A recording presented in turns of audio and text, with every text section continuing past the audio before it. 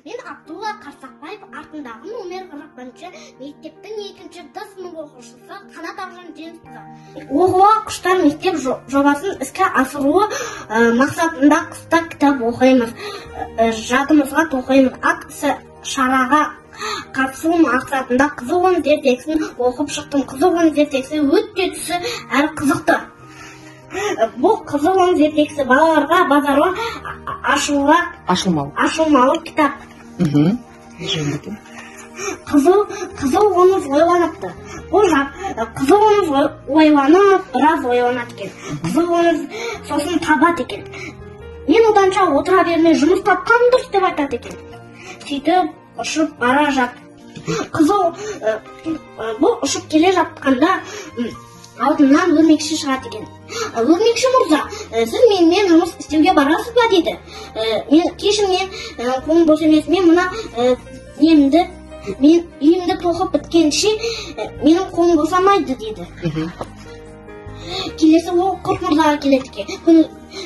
Құрт мырза, сіз менімен ана жұмыс жасауға барасыз ба? Кешір, мен көбелек жасауға дайындалып жатырмын дейді. Көбелек болуға дайындалып жатырмын дейді. Келесі біз деген араның дауысын естиді екен. Ара досым, сен менімен жұмысқа шығасың ба дейді.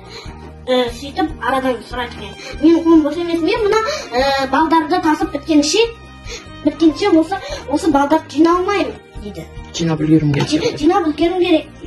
Сосын ол көңіл күй түсіп, ұшып келе жатқанда бір құмырсқа мырзаға тап болады екен. Құмырсқа мырза, сіз менімен неге барасыз ба дейді.